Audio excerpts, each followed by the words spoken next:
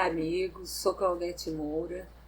Estamos estudando o Livro dos Médiuns no capítulo 25 das evocações. E hoje vamos falar sobre os espíritos, quais espíritos que podem ser evocados. E Kardec fala que nós podemos evocar a todos os espíritos, qual espírito nós quisermos. Mas isso não quer dizer que eles queiram ou possam atender o nosso apelo. Ou seja, nós podemos evocar, mas isso não quer dizer que eles queiram ser evocados, que eles queiram se comunicar conosco ou que eles possam, porque muitas vezes eles não vão poder, como nós vamos ver aqui, as causas que podem opor-se à comunicação de um espírito. Existem causas que podem opor-se à comunicação. As causas podem estar no próprio espírito, por exemplo, ocupações que eles têm, missões que desempenham e das quais não se podem afastar. Então, essa sua manifestação vai ficar adiada porque eles estão ocupados. Então, é um motivo que eles não podem, no momento, se comunicar conosco. Na própria situação em que o espírito se encontra, quando a encarnação se passa nos mundos inferiores e quando o espírito é muito desmaterializado. Daí não dá para ele se comunicar conosco. Nos mundos superiores, os laços que prendem o espírito à matéria são muito frágeis. A manifestação para o espírito é quase tão fácil como no estado de erraticidade. Então, há uma diferença na situação em que o espírito se encontra, se ele está num processo muito inferior e tem muita dificuldade de se comunicar. Agora, se ele já está numa situação melhor, é muito mais fácil dele estar se comunicando. Esteja ele encarnado ou desencarnado, porque nós podemos ter também comunicações de encarnados, quando eles estão dormindo, ou quando eles estão no estado de torpor, é possível. Pode também ter uma causa estranha, ligada à natureza do médium, por exemplo. Eles não conseguem se comunicar por causa do médium, né? A condição da pessoa que evoca também vai ser levada em conta. Aquele que está fazendo a pergunta, aquele que está evocando, ao meio em que se faz a evocação e o fim a que se propõe. Então, são vários fatores que vão influir aí se o espírito pode ou não pode se comunicar. Se ele quer ou não quer se comunicar. Natureza do médium. Se o médium não se presta àquele tipo de trabalho, vai ser muito difícil a comunicação. Se a pessoa que evoca não é uma pessoa que tem uma certa moralidade, que é uma pessoa séria, que ela está fazendo essa evocação não com seriedade, mas por futilidades, por inutilidades, também é uma causa que vai impedir, vai se opor à comunicação do espírito. O meio em que se faz a evocação também vai influir. E eu tenho um exemplo nesse caso, que quando eu estive num trabalho em Uberaba, no centro, Paulo Estevam, que é o centro do Carlos Bacelli, que o Carlos Bacelli frequenta, ele faz um trabalho tipo daquele trabalho que o Chico Xavier fazia de consolo, de cartas consoladoras, né, para os familiares que perderam seus entes queridos. E um dos espíritos que se manifestaram, cujos pais estavam presentes, na sua comunicação, ele fala que foi muito difícil ele conseguir chegar até o médium, porque existia como que um cipoal no ar. Ou seja, parecia que estava tudo truncado, como se tivesse cipós, impedindo que ele pudesse, então, o seu pensamento chegar se comunicando com o médium. O que é isso? Influência do meio. Naquele momento, estava assim, tinha umas 1000 pessoas dentro do centro, que era um centro muito grande e era muito frequentado esse trabalho, cada um vibrando e desejando se comunicar com seu ente querido. Imagine como que esses pensamentos estavam no ar, se cruzando. Então, o espírito que se comunicou, ele falou, está muito difícil, parece um cipoal. É a influência do meio ali, né? E também uma causa é o fim a que se propõe a evocação. Qual a finalidade dessa evocação? Veja bem, há médiuns que recebem mais facilmente a comunicação dos seus espíritos familiares. Tem médium que recebe facilmente a comunicação dos espíritos familiares. Outros servem de intermediários a todos os espíritos.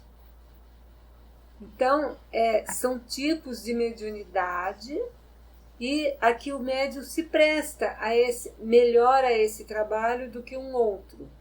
E nós temos que entender isso, que a mediunidade ela tem muitas nuances diferentes. Cada médium é um médium em especial, diferente do outro, né?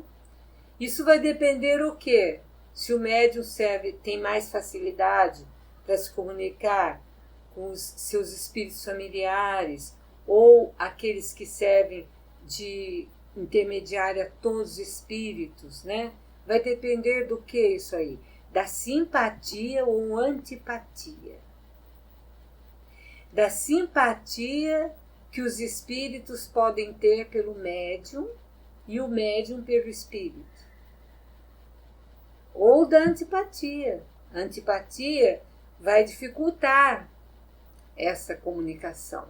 A simpatia já vai fazer com que haja mais afinidade, né? Sintonia que é necessária na comunicação mediúnica. Atração ou repulsão que o espírito do médium exerce sobre o evocado. Nós sabemos que toda comunicação é perispírito a perispírito, ou seja, corpo espiritual do médium numa fusão fluídica com o corpo espiritual do espírito. Então, pode haver uma atração maior ou uma repulsão que o espírito do médium vai exercer sobre o evocado. O espírito, ele pode ter uma atração maior por aquele médium. Então, vai ser mais fácil, mas ele pode ter também uma repulsa por causa dos fluidos, uma série de coisas, energias que estão ali presentes. Então, tudo isso vai fazer com que possa se opor uma comunicação de um espírito. É uma causa também, né? Depende ainda das qualidades pessoais do médium e do desenvolvimento da sua mediunidade. Qualidades pessoais do médium. Quais são as qualidades pessoais do médium? Um médium disciplinado, um médium que se esforça para domar as suas más inclinações, como Kardec fala do verdadeiro espírita, um médium que cumpre seu horário, um médium que não se entrega a futilidades, um médium que não é médium somente dentro da casa espírita, mas todos os momentos da sua vida. Agora eu não estou no centro espírita, então eu posso ir para balada, posso beber, posso usar droga, posso fazer isso porque eu não estou dentro da casa espírita. Não, de jeito nenhum. Ele tem um compromisso com a espiritualidade, com ele mesmo. Ele assumiu esse compromisso quando ele reencarnou. Todo médium ostensivo ele tem um compromisso firmado antes da sua encarnação. E é por isso que ele tem que cumprir esse compromisso. Então, essa comunicação vai ser melhor ou pior dependendo das qualidades pessoais do médium e também do desenvolvimento da sua mediunidade, porque quando a mediunidade ainda está em desenvolvimento, e eu prefiro falar educação da mediunidade do que desenvolvimento, porque toda mediunidade ela vai desenvolver com o tempo.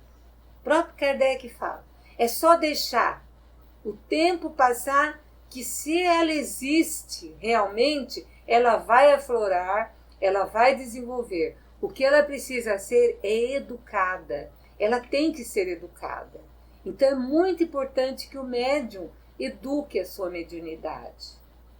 Ou seja, ele vai ter mais cuidado com as comunicações, ele vai filtrar melhor aquilo que o espírito está querendo passar.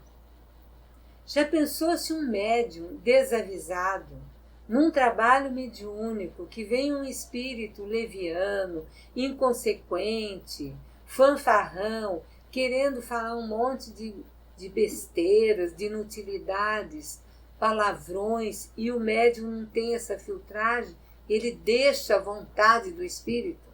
Como é que fica? Então o médium, ele tem ali o controle, é ele que vai filtrar.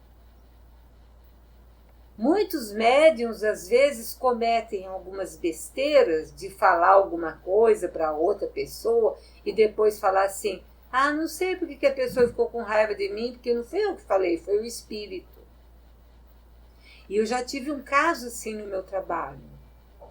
E quando ele falou, mas foi o espírito que falou, eu falei, escuta, mas que médium que você é?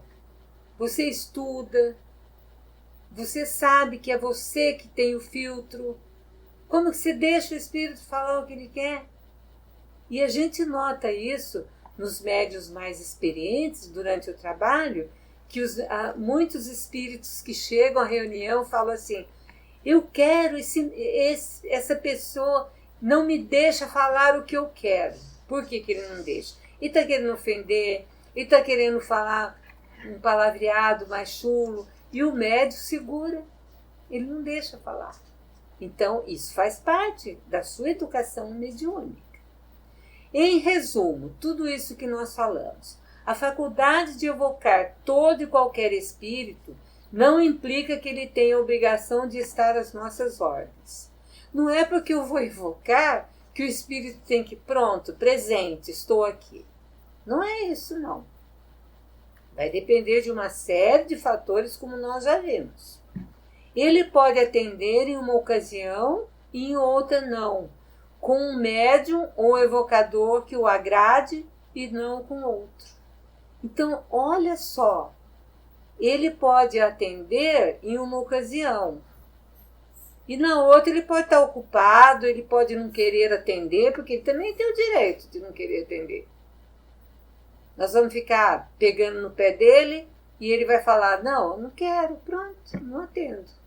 Então, né, ele pode querer atender com um médium e não querer atender com outro médium.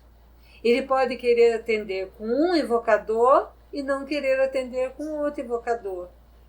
Porque ele vai querer atender com aquele médium evocador que o agrade, que tenha simpatia por ele, não é? Ele pode dizer o que quiser, sem poder ser constrangido a dizer o que não quer, retirar-se quando lhe convém. Então, ele é livre. Ele é livre, nós não podemos segurar. Ele é tão livre que tem alguns espíritos que quando eles se comunicam em alguns trabalhos, e eles ficam inconvenientes mesmo. E quando nós pedimos para eles se retirarem do trabalho, nós temos que ter muito cuidado. Porque eles podem falar, não quero, eu vou ficar com o médium. E nós temos que ter ali muito bom senso para conversar com ele, para explicar para ele que não é assim que acontece, mas sempre nós temos que ter o quê? Benevolência, humildade. Nós não podemos nos colocar superiores a eles, porque senão eles não vão mesmo querer sair. Então, o Espírito pode dizer o que quiser.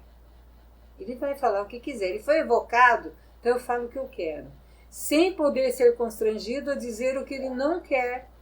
Ele não vai dizer o que ele não quer dizer. E ele pode retirar-se quando lhe convém para ele. Não fico mais, vou embora, até logo, para mim deu, cansei e tal. Então, é um resumo que a gente está fazendo das causas que podem opor-se à comunicação de um espírito.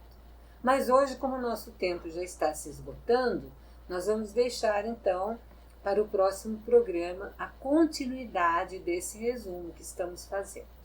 Agradecemos a audiência hoje e pedimos que Jesus nos abençoe, nos dê muita luz e muita paz para continuarmos o nosso trabalho.